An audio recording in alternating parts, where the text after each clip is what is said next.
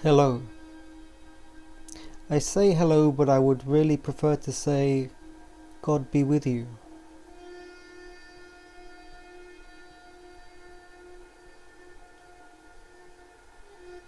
But such things are rarely said today.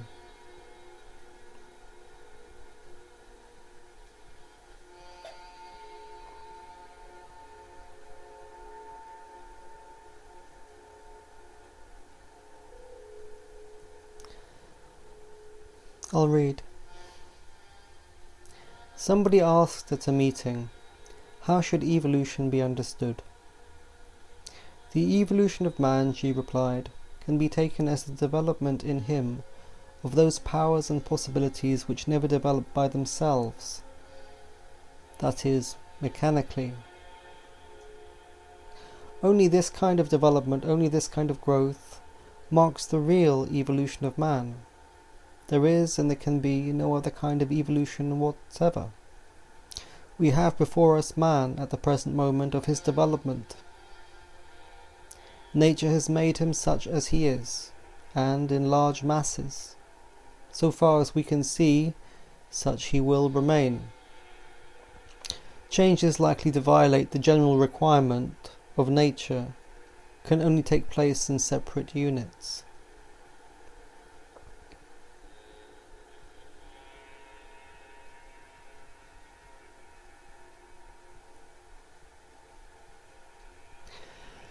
Everything is a good deal of trouble.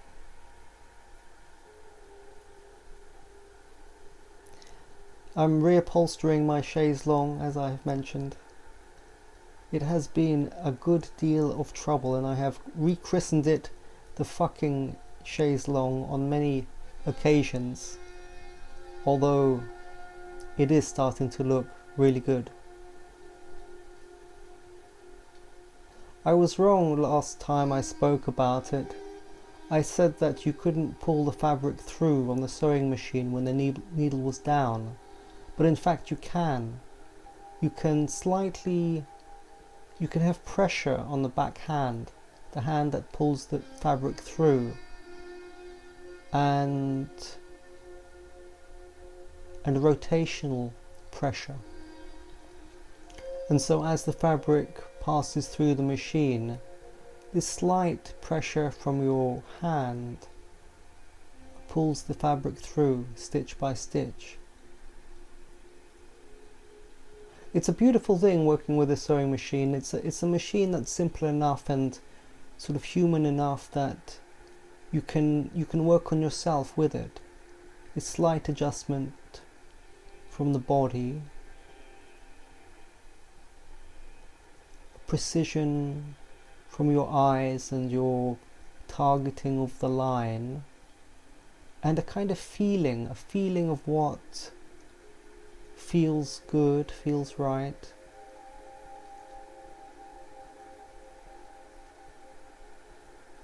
It's a shame that more work isn't like that. It used to be, I think. I love the Victorian brickwork.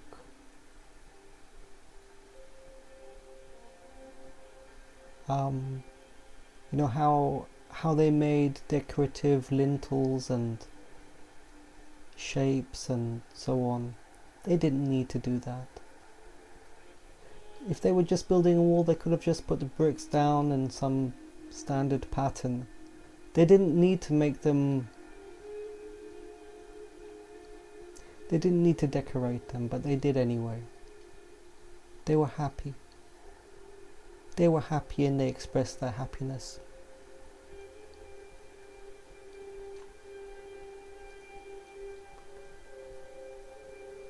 At the moment, society seems to be unravelling at quite a pace.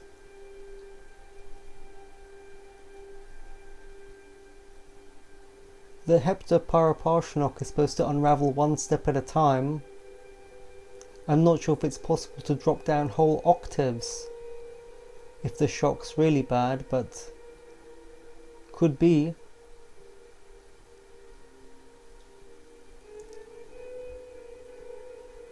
I hope you're not participating in everything that's going on out there. And I can say that the free people with independent voices still exist, but they are in retreat, and you'd have to find them on Odysee or Rumble, BitChute, Minds, and so on. The sheep have certainly spooked themselves something rotten. Can't tell what they're going to do now.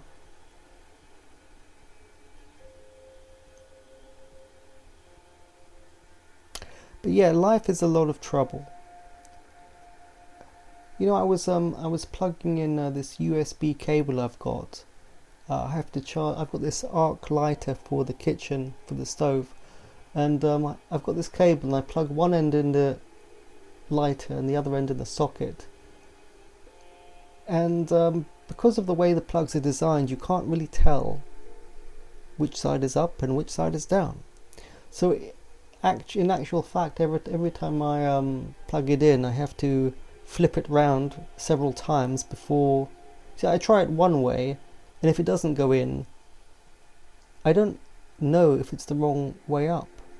But I'll try it the other way, and if that goes in, fine. If it doesn't, then I still don't know which way is up. So I end up kind of fiddling with it backwards and forwards every single time. What a complete waste of time. I mean, who would design a plug that's stupid? But so many things in this world are like that. At least they are if you want to do something, you know. It's much easier to just carry on in a mechanical process, meaning that you never do anything new. Everything that you know is sort of it's done mechanically. It kind of goes into the machinery, and it relieves you of any real involvement, and you can live your whole life like that, and which is where the statement that nothing ever happened comes from. Nothing ever happened because you didn't participate in it, because although you have the ability to be awake, you're going through habitual patterns, and as soon as you step out of them, then things happen, and it can be painful, and there can be a big price to be paid if you have to learn something. Now, with the sewing and the upholstery, there were many things to learn. Not only how to dismantle and remantle furniture, how to choose and sculpt foam. I hadn't even got to the fabric at that point. And each thing, you know, you have to learn. I guess most people would learn it in a shop. Somebody would say, well, do it this way, and you would watch them do it, and then you would do it like that. They would say, fold it here, fold it there, and you're done. And then when it's your turn, you would fold it here, fold it here, fold it here, and you're done. And then you see you haven't really done your being particle duty then, because you're just imitating. And